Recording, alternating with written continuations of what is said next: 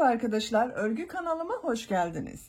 Bebekler için kolay model tığ işi bebek hırkası yaptım. Bugün bunun anlatımını sizlerle paylaşmak istiyorum.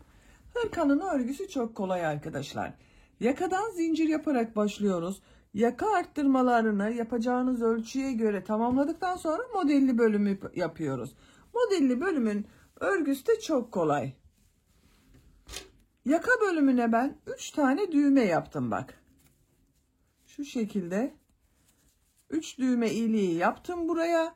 Karşılarına düğmesini diktim. Bebeği giydirip çıkarması kolay. Bak örgünün ters tarafının görüntüsü böyle. Arka görüntüsüne bakalım. Arka görüntüsü de böyle. Çok rahat kullanımı olan bir hırka arkadaşlar. Ben bugün mavi ve beyaz renk kullanarak bir erkek bebek için yaptım bu hırkayı. Ama siz farklı renkler kullanarak aynı modeli kız bebekleriniz için de yapabilirsiniz. Hem kız hem erkek bebekler için yapabilirsiniz arkadaşlar. Bu hırkaya takım olarak bak böyle bir şapka yapabilirsiniz. Bu şekilde bir şapka yapabilirsiniz. Ben bu şapkaların anlatımını da yaptım. YouTube kanalıma yükledim. İzlediğiniz bu videonun açıklama bölümüne bu şapkaların ikisinin de YouTube linkini ekliyorum.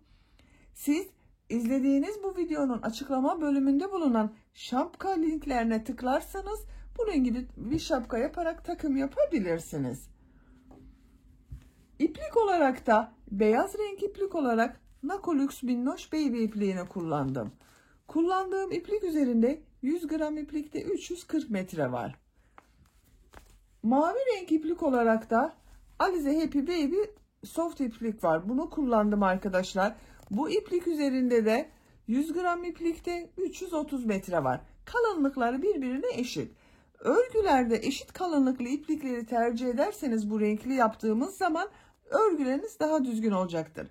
Birisi kalın birisi ince olursa örgülerinizin düzgün görünmez arkadaşlar. Tığ olarak da 5 numara 3 milimetre tığ kullandım. Ben bugün bu renk ve bu marka iplikleri kullandım. Siz istediğiniz marka iplik ve renkleri kullanarak bu hırkayı örebilirsiniz. 3 düğme kullandığımı zaten size söyledim. Ölçülerini de söylüyorum. Başlamadan fikriniz olsun. Bak kol altının buradan gövde genişliğini ölçüyorum. 25 santimetre. Yüksekliğini ölçüyorum. Gövde yükseklik 19 santimetre. Bu ölçüde 6 aylık bebek için güzel bir ölçü. Standart beden ölçüsüne göre 6 aylık bebek için arkadaşlar. Sizin bebeğiniz kilolu bir bebekse 3 aylık bebek için olur. Zayıf bir bebekse 1 yaş için olur. Bu yüksekliklerini siz tercihinize göre daha uzun veya daha kısa da yapabilirsiniz. İplik tığı hazırlayalım. Hep birlikte bu güzel hırkanın örgüsüne başlayalım. Örgü kanalıma abone değilseniz abone olmayı unutmayın lütfen. Örgü kanalıma abone olmak ücretsiz. Örgü kanalıma ücretsiz abone olup orada bulunan zil şeklinde dokunarak açık yaparsanız kanalıma video yüklediğim zaman ilk önce size bildirim gelir. Örgülerimden herkesten önce sizin haberiniz olur. İzlediğiniz videolarıma beğeni ve yorumlarınızı da yaparsanız çok sevinirim arkadaşlar. Hepinize kolay gelsin. İyi çalışmalar.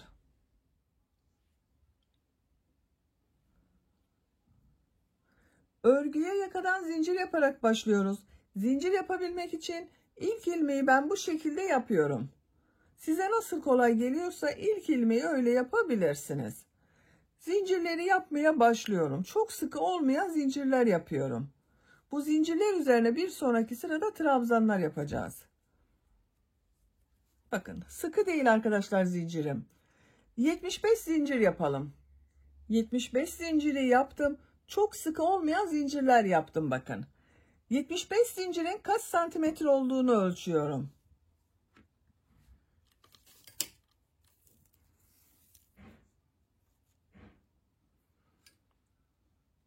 ...30 santimetre zincir uzunluğu var arkadaşlar.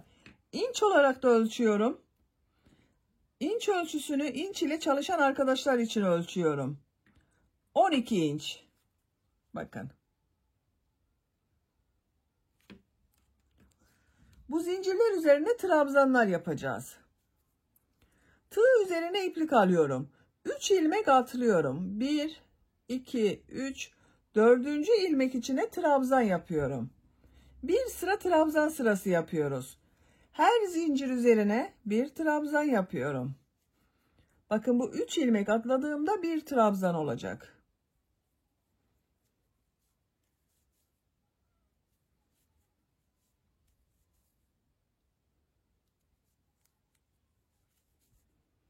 Zincirler üzerine trabzanlar yaparak sıra sonuna kadar devam edelim. Zincirler üzerine trabzanlar yaparak sıra sonuna kadar tamamladım. Bu bir sıra üzerinde 72 trabzan var arkadaşlar.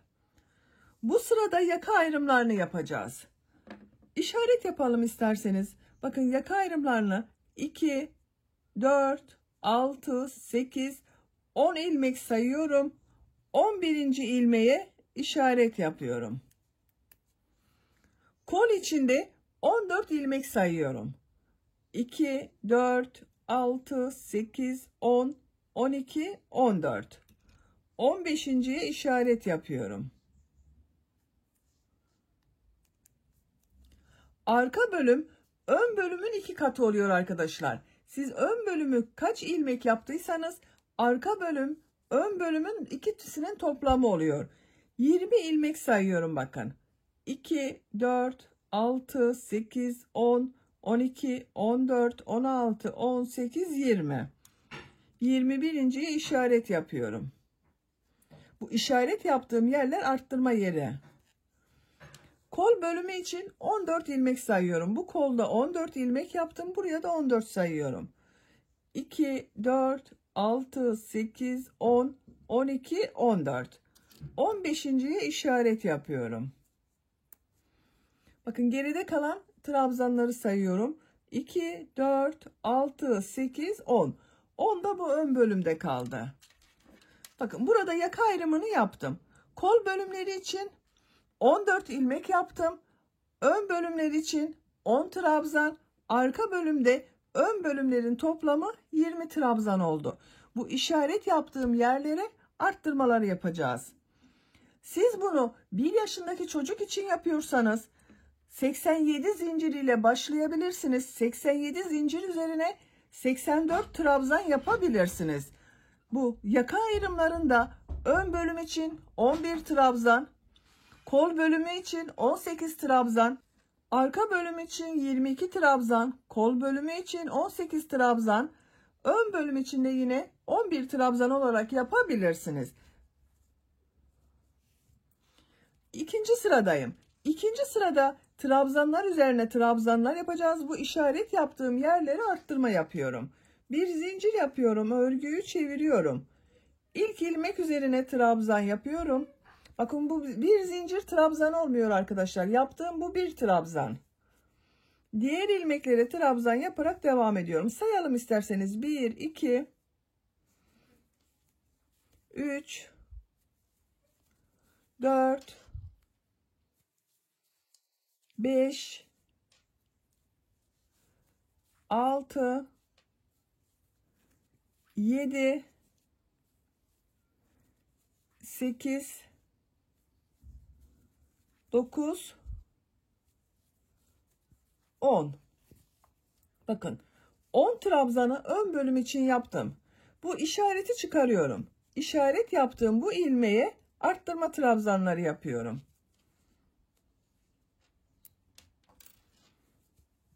Bakın bu ilmek üzerine 3 trabzan yapıyorum. 1, 2, 3. Bir sonraki sırada arttırmayı bu ortada bulunan ilmeğe yapacağız arkadaşlar. İşaret yapalım isterseniz. Bakın bu 3 trabzan yaptığımın ortada bulunan ilmeğe işaret takıyorum. Diğer ilmeklere birer defa trabzan yapıyorum. Kolda yaptığımız trabzanları sayıyorum. 1, 2, 3, 4, 5, 6, 7, 8, 9, 10,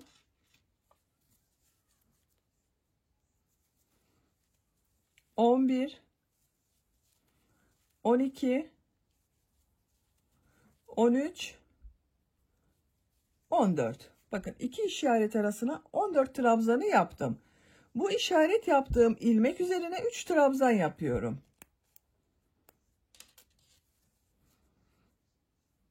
Bakın aynı ilmeğe yapıyorum arkadaşlar 3 trabzanı. 1, 2, 3. Bir sonraki sırada bu ortada bulunan ilmek üzerine arttırma trabzanı yapacağız. Bakın ona işaret yapıyorum. 3 trabzanın ortada bulunan ilmeğe yaptım işareti. Arka bölümde bulunan ilmekler üzerine trabzan yapıyorum. 1, 2, 3, 4, 5,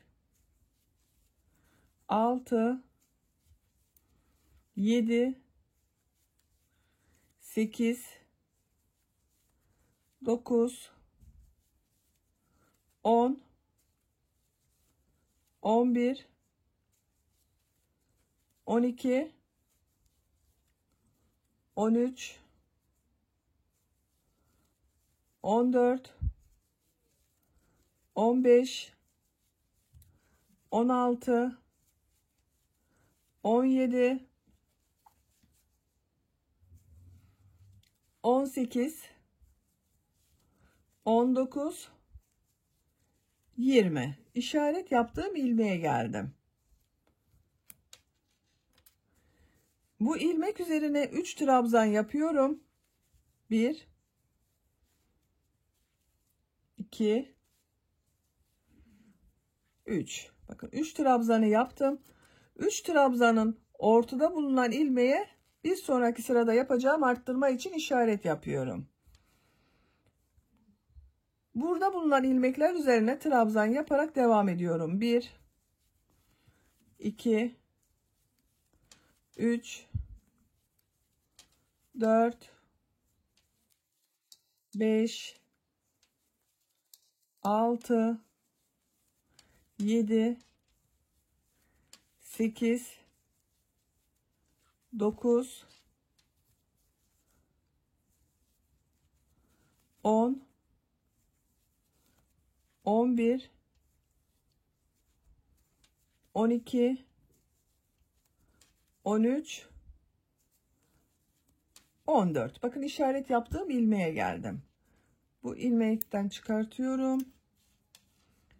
Bu ilmek üzerine 3 trabzan yapıyorum. 1, 2, 3. Diğer ilmeklere trabzan yaparak devam ediyorum. Buraya da işareti yapalım. Bakın 3 trabzan yaptım. 1, 2, 3. Ortada bulunan ilmeğe işaret yapıyorum.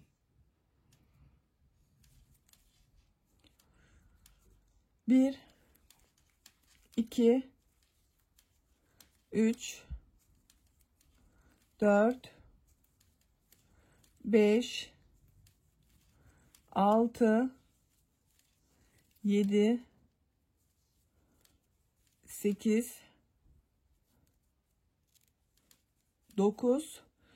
Bakın 10. trabzanı bu 3 ilmek atlayarak yaptığım trabzan vardı. Bu son zincirin üzerine, bakın burada bulunan zincir üzerine trabzan yapıyorum.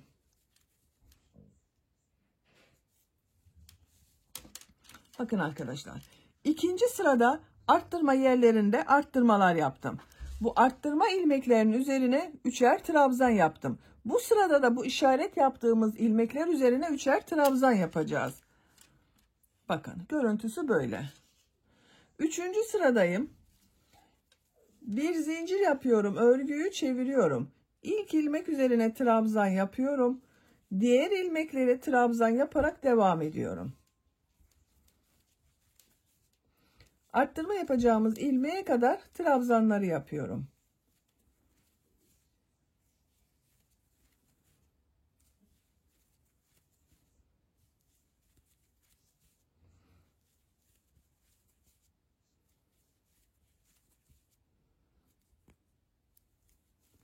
Bakın arttırma yapacağım ilmeğe kadar trabzanı yaptım.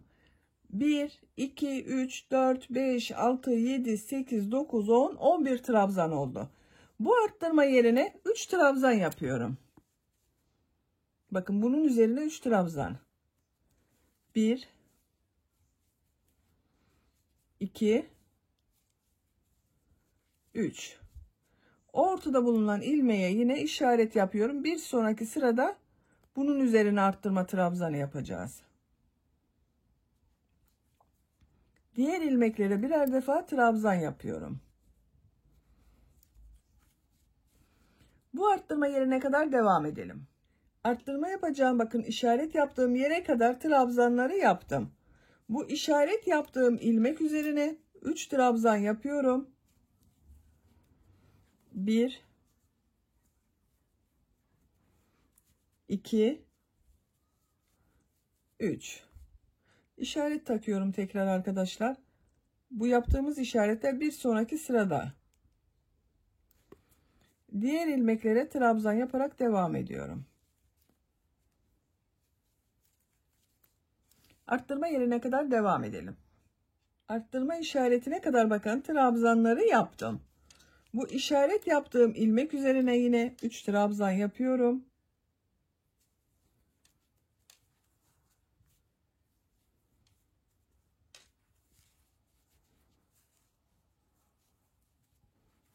Bakın aynı ilmeğe 3 trabzan yaptım. Ortada bulunan ilmeğe işaret takıyorum. Diğer ilmeklere birer defa trabzan yapıyorum.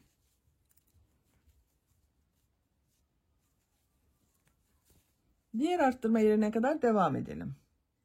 Diğer işaret yaptığım arttırma yerine kadar bakın trabzanları yaptım. Bu ilmek üzerine de 3 trabzan yapıyorum. 1, 2, 3. Ortada bulunan ilmeğe yine işaret yapıyorum. Arkadaşlar sizin elinizde böyle işaret iğneleri yoksa ip de takabilirsiniz. Bakın şu şekilde iplik de takabilirsiniz.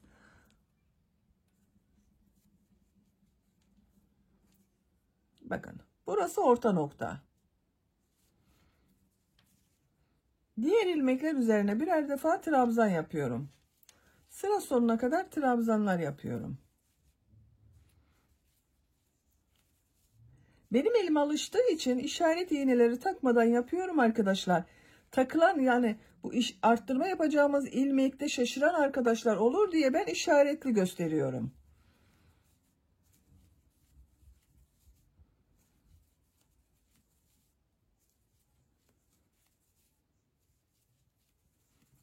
Son ilmeği de trabzanı yaptım. Bakın 3. sırada yine bu ortada bulunan ilmekler üzerinden arttırmaları yaptık. 4. sıradayız. Bir zincir yapıyorum, örgüyü çeviriyorum. İlk ilmek üzerine trabzan yapıyorum. Diğer ilmekleri de trabzan yaparak devam ediyorum. İşaret yaptığım bu ilmeğe kadar devam edelim. İşaret yaptığım ilmeğe kadar trabzanları yaptım. Bakın bu iplik ile işaret yaptığım ilmeğe de 3 trabzan yapıyorum. 1, 2, 3. Ortada bulunan ilmeğe yine işaret yapıyorum. Bir sonraki sıra için yerini belirliyorum.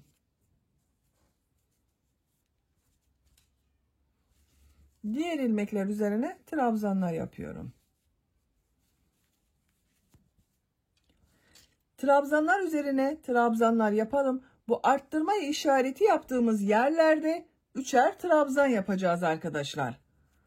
Sıra sonuna kadar devam edelim. Bir zincir yapıp geriye dönelim. Roba örgüsü bu şekilde devam edecek. Bu arttırma işaretleri bakın. Buralarda 3 trabzan yaptım.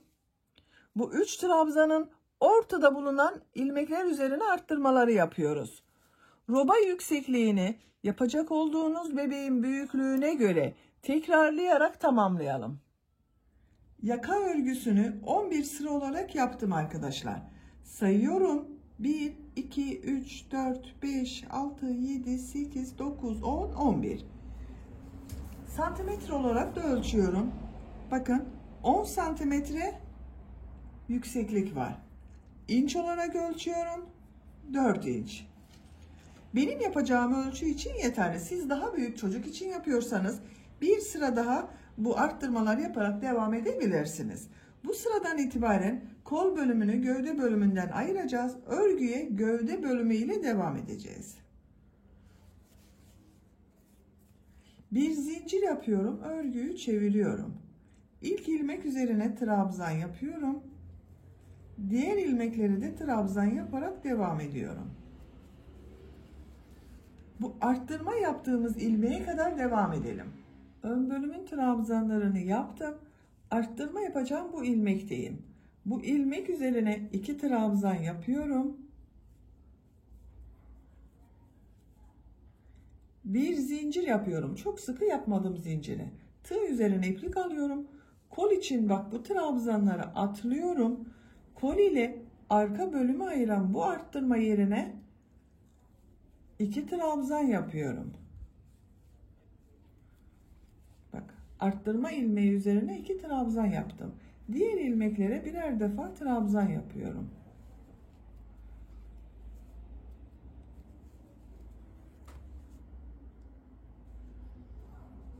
Bu arttırma ilmeğine kadar devam edelim.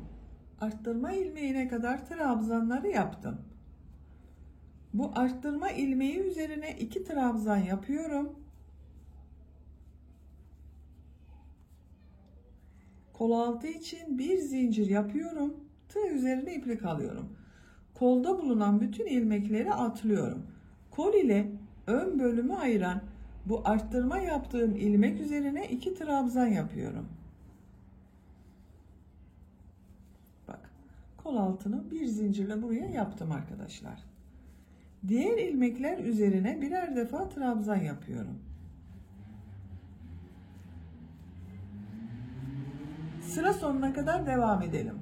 Sıra sonuna kadar tamamladım. Bak, örgünün ters tarafında ben trabzanları bitirdim arkadaşlar. Ben burada ipliği kesiyorum.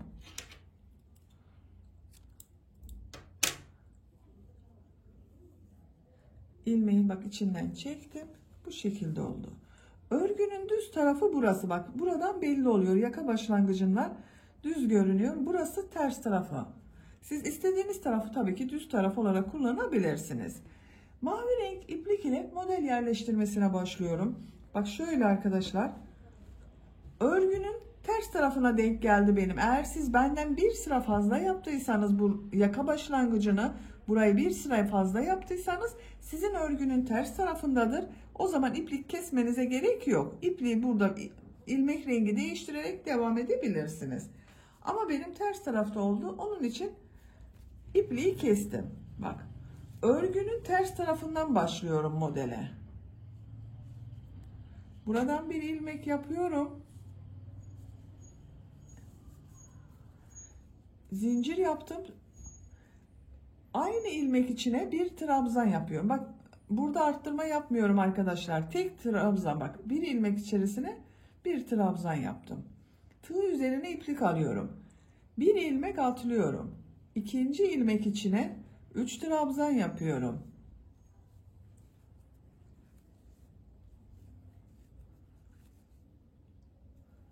Tığ üzerine iplik alıyorum. Bir ilmek atlıyorum. İkinci ilmek içine 3 trabzan yapıyorum.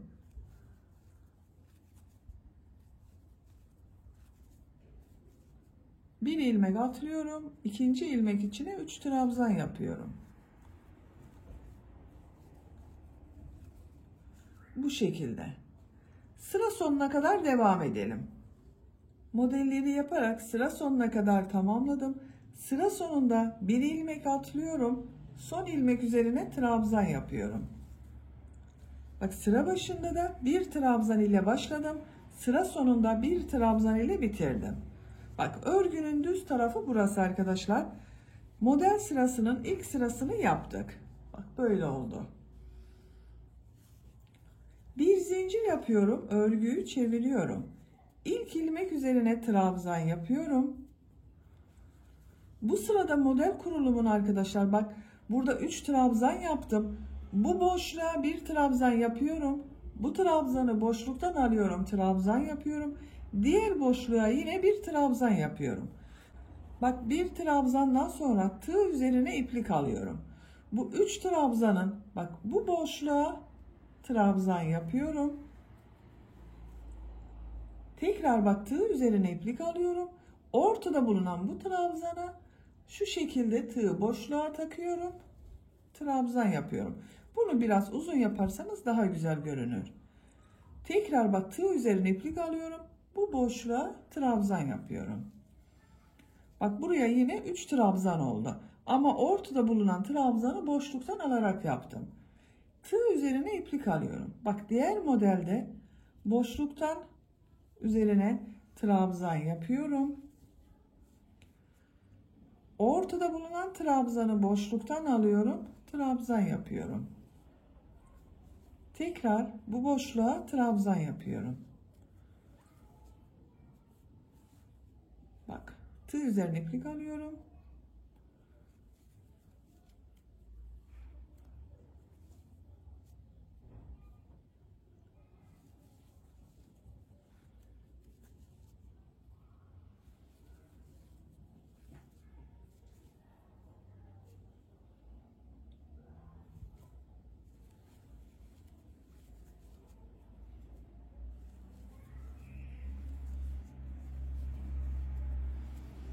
Bu şekilde kabarık modeller oluyor.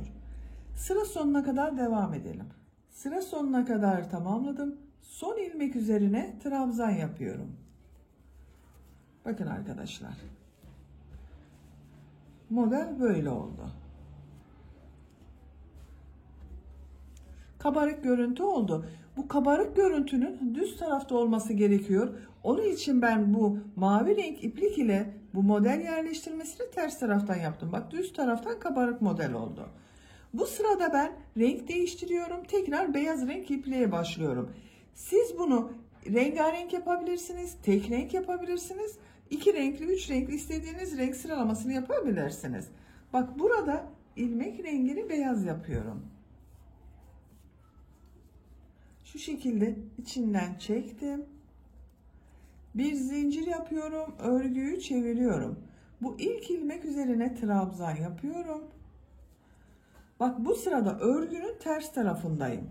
Bunu yine buradan bir trabzan yapıyorum. Bu boşluktan alarak yaptığım trabzanı bu sırada ters taraftan alarak trabzan yapıyorum.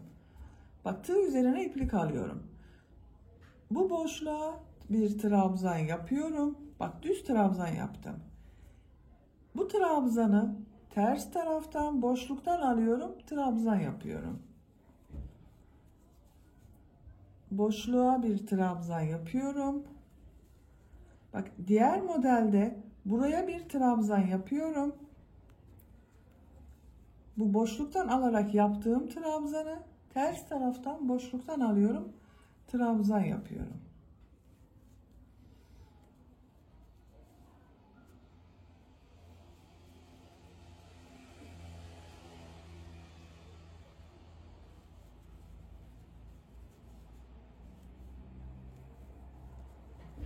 Bak düz tarafın görüntüsü böyle. Kabarık görüntüler devam ediyor.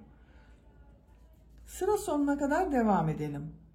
Sıra sonuna kadar tamamladım. Son ilmek üzerinde bir trabzan yaptım. Bir zincir yapıyorum. Örgüyü çeviriyorum. Tekrar beyaz renk iplik ile bak. İlk ilmek üzerine trabzan yapıyorum. Tığ üzerine iplik alıyorum. Yine aynı modeli bak bu sefer düz taraftan buraya bir trabzan yapıyorum. Ortada bulunan trabzanı boşluktan alıyorum. Trabzan yapıyorum. Trabzan yapıyorum. Diğer modelde bak buraya bir trabzan yapıyorum. Ortada bulunan trabzanı boşluktan alıyorum. Trabzan yapıyorum. Zaten bak görünüyor arkadaşlar. Boşluktan alarak yaptığımız trabzanlar devam ediyor her sırada.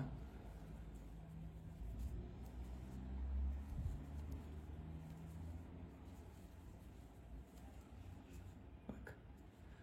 Sıra sonuna kadar devam edelim. Sıra sonunda isterseniz mavi renk iplik ile bak ben kesmedim. Burada bekletiyorum ipliği.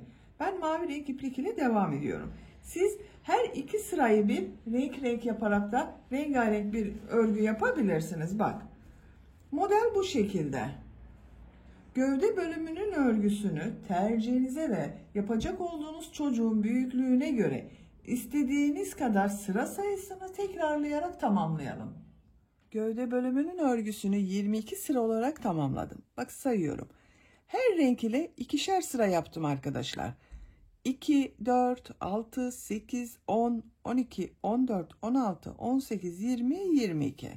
Benim yapacağım ölçü için bu yükseklik yeterli. Santimetre olarak da ölçüyorum. Bak kol altının buradan yüksekliğini ölçüyorum. 22 santimetre. Siz daha uzun olsun istiyorsanız 1-2 sıra devam edebilirsiniz. Bu sıradan itibaren ön patları yapmaya başlıyorum. Bak iplik burada. Bu ön patta bir sıra sık iğne yapıyorum. Bu ilk ilmek içine sık iğne yapıyorum. Diye bak aynı yere bir sık iğne daha yapıyorum. Her trabzan sırasına sık iğne sayısını ayarlarsanız daha düzgün görünecektir.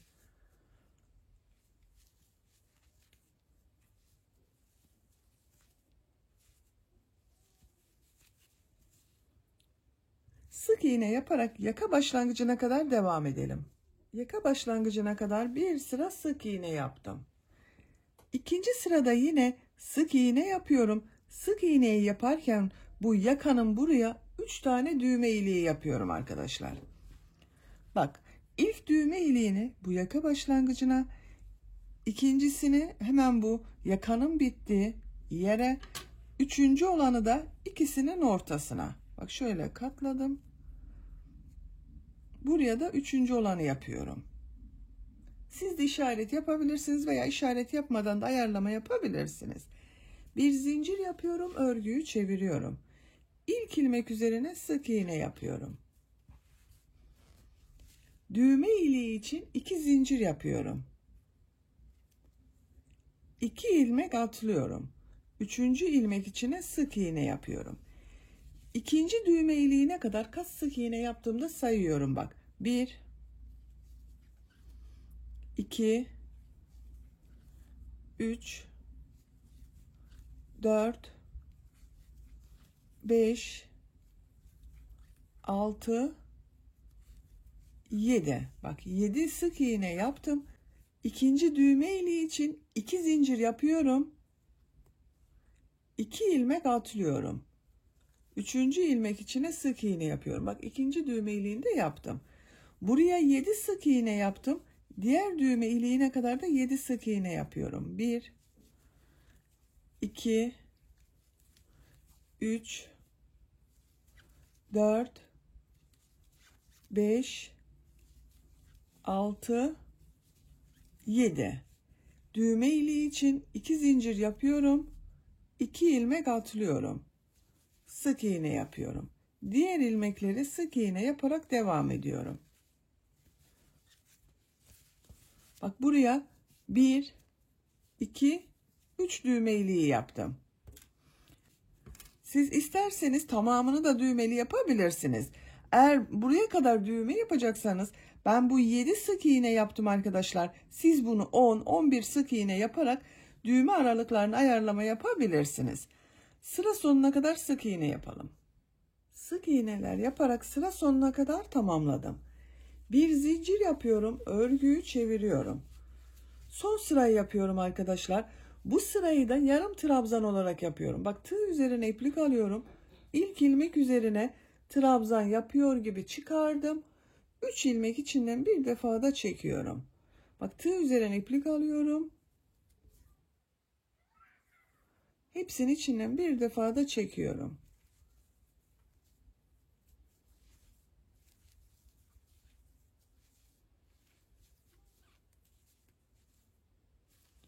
Bu düğme iliği yaptığımız yere kadar devam edelim.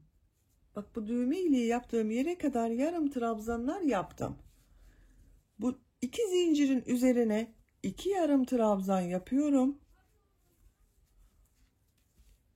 Diğer ilmeklere birer defa yarım trabzan yapıyorum. Bak bu zincirler üzerine de ikişer yarım trabzan yapalım. Sıra sonuna kadar tamamlayalım. Sıra sonuna kadar yarım trabzanları bak tamamladım. Düğme iliklerinin üzerine de ikişer yarım trabzan yaptım. Yakanın çevresinde sık iğne olarak devam ediyorum arkadaşlar. Diğer ön patada burada yaptığımızın aynısını yapacağız. Sadece düğme iliklerini yapmayacağız. Bak ilk ilmek üzerine sık iğne yapıyorum. Diğer ilmeklere sık iğne yaparak devam ediyorum.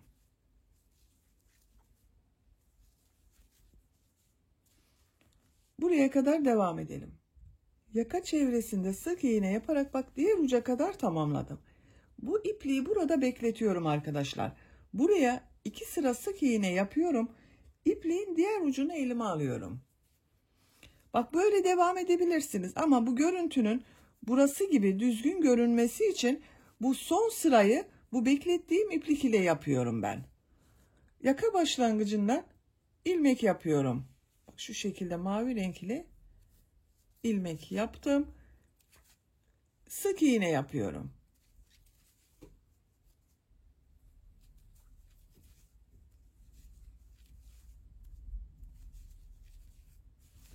Sıra sonuna kadar devam edelim.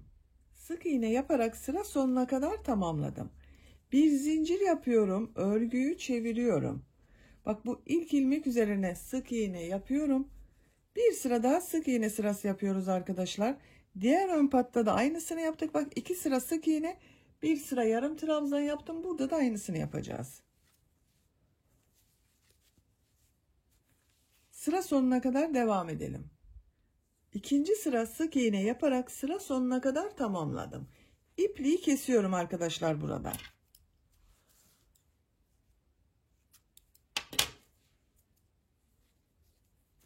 Bak diğer ipliği burada bekletiyordum. Bu iplik ile devam ediyorum.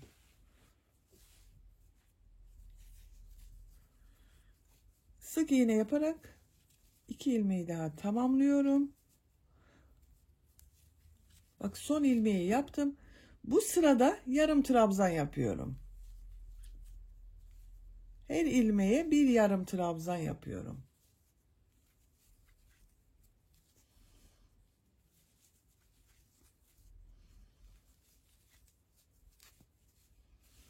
Sıra sonuna kadar devam edelim.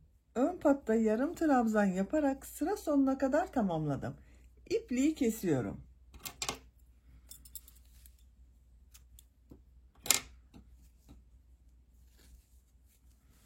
Bakın arkadaşlar, yarım trabzan yaparak buraya kadar tamamladım.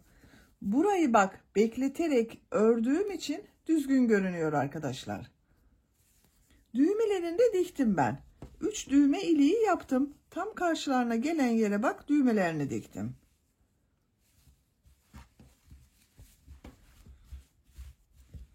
Kol örgüsünün birisini yaptım. Diğer kol örgüsünü de sizinle birlikte yapalım. Kol örgüsüne kol altından başlıyorum.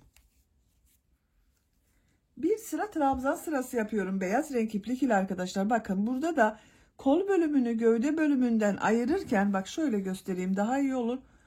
Burada kolu örmedim. Zincir yaparak arka bölüme başladım. Bunun devamı olarak kolda bir sıra beyaz ile trabzan sırası yapıyorum. Kol altından ilmek başlıyorum.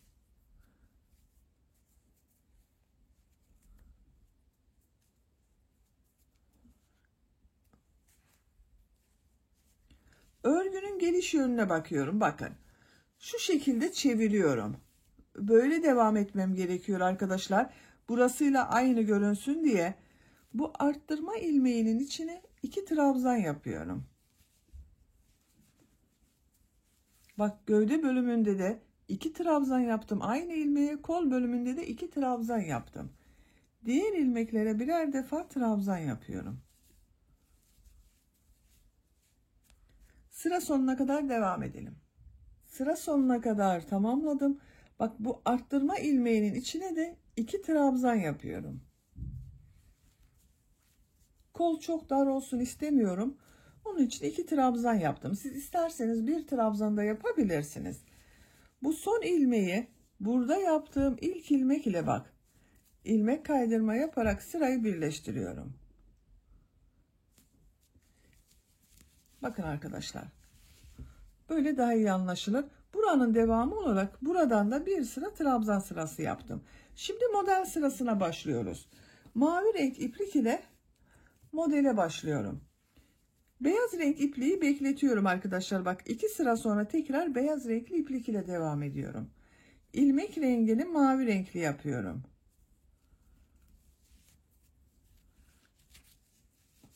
Bir zincir yaptım, sağlamlaştırdım. Buradan bak 3 trabzan yapıyordum. 1 ilmek atlıyordum. Kolda 3 trabzan yapıyorum. 2 ilmek atlıyorum. 2 zincir yapıyorum. Bak bu bir trabzan oluyor. Aynı ilmek içine 2 trabzan daha yapıyorum. Bu 3 zincir de bir trabzan. Onunla birlikte 3 trabzan oluyor arkadaşlar. Bak. 2 3. Burada yaptığım 2 zincir bir trabzan, bak 1 2 3. Tığ üzerine iplik alıyorum. 2 ilmek atlıyorum. 3. ilmek içine 3 trabzan yapıyorum.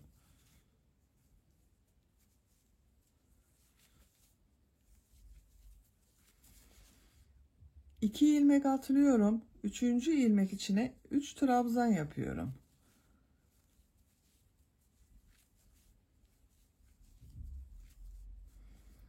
Tığ üzerine iplik alıyorum. 2 ilmek atlıyorum.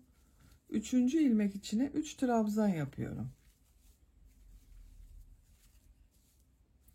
Sıra sonuna kadar devam edelim.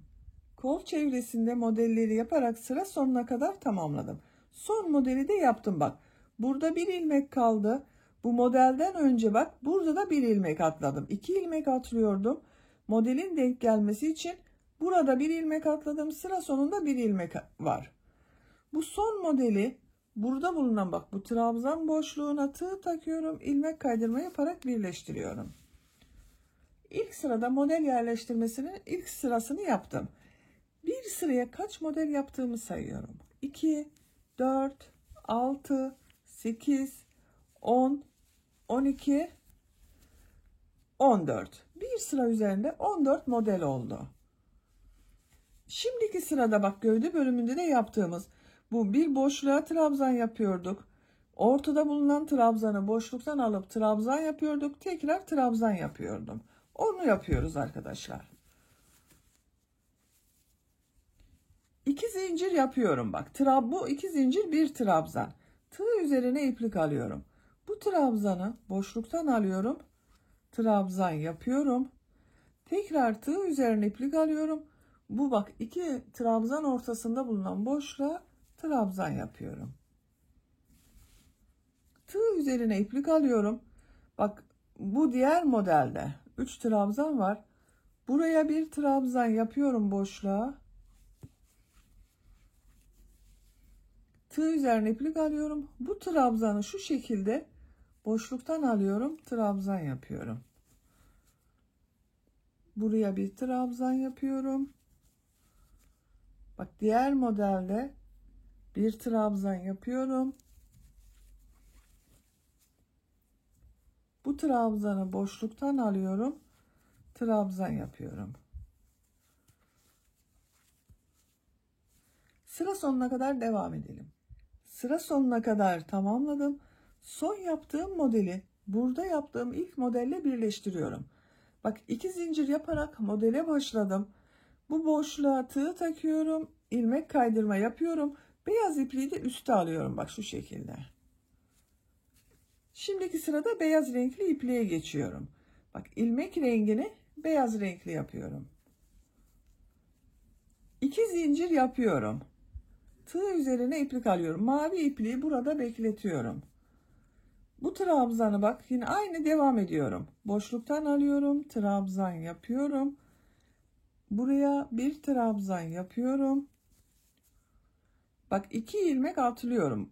Bunu atlıyorum. Bak 2 trabzan atlıyorum. Buraya bir trabzan yapıyorum. Boşluktan alıyorum. Trabzan yapıyorum.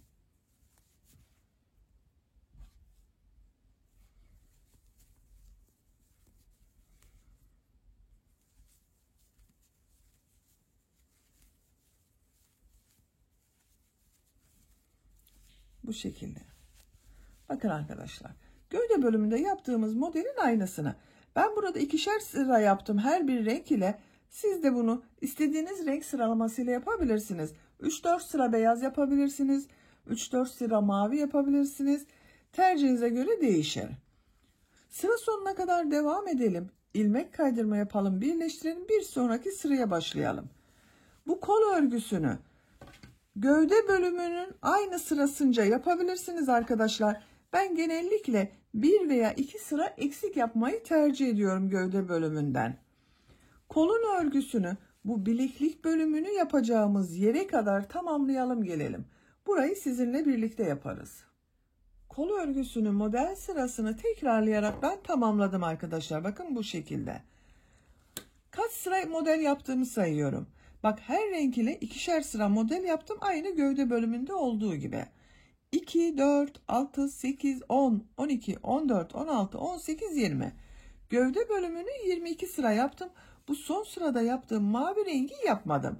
Mavi renkli sıra yerine bu şekilde bileklik çalışması yapıyorum.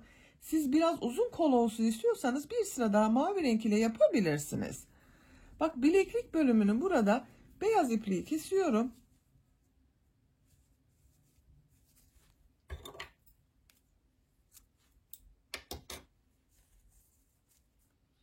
Mavi ipliği burada bekletiyordum bak.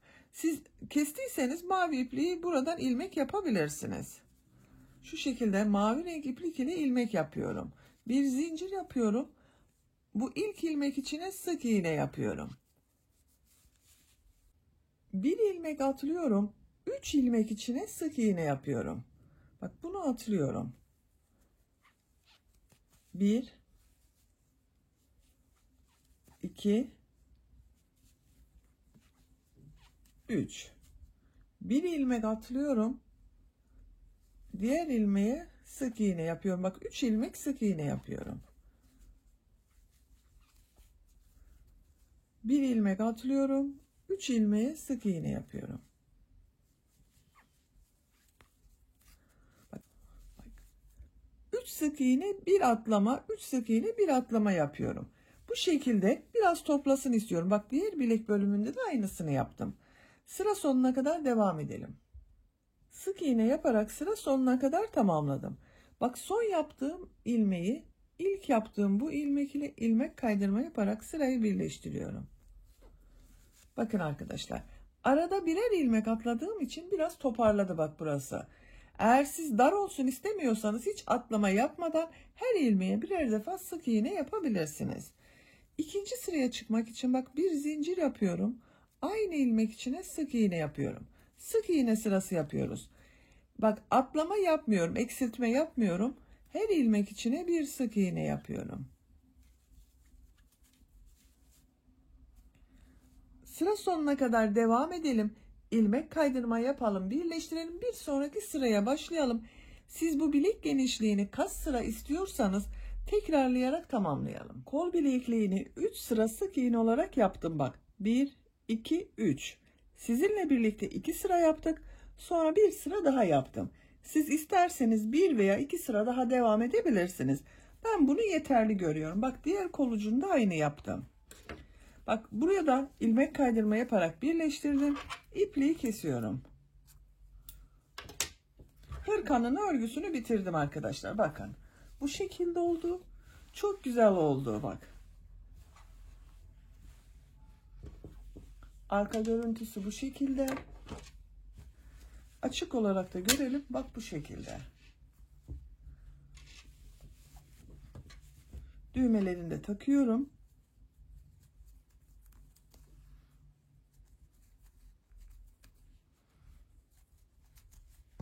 Çok şirin ve güzel oldu gördüğünüz gibi. Ölçülerini de söylüyorum. Benim elimin sıklığına göre bak ölçüler kol altının buradan gövde genişliğini ölçüyorum. 25 santimetre. Yüksekliğini ölçüyorum. Kol altından gövde yüksekliğini ölçüyorum. 19 santimetre. Bu ölçüde 6 aylık bebek için güzel bir ölçü. Benim size söylemiş olduğum bu standart ölçü arkadaşlar. Sizin bebeğiniz kilolu bir bebekse 3 aylık bebeğe olur, 2 aylık bebeğe olur. Standart ölçüde bir bebek için 6 aylık ölçü bu. Zayıf bir bebekse de 1 yaşına kadar çok rahat kullanabilirsiniz. Beni dinlediğiniz ve izlediğiniz için hepinize çok teşekkür ederim. Örgü kanalıma abone değilseniz abone olmayı unutmayın lütfen. Örgü kanalıma abone olmak ücretsiz. Örgü kanalıma ücretsiz abone olup orada bulunan zil şeklini dokunarak açık yaparsanız kanalıma video yüklediğim zaman ilk önce size bildirim gelir. Örgülerimden herkesten önce sizin haberiniz olur. İzlediğiniz videolarıma beğeni ve yorumlarınızı da yaparsanız çok sevinirim arkadaşlar. Sizlerle yeni örgülerde görüşmek dileğiyle. Hoşça kalın, sevgiyle kalın.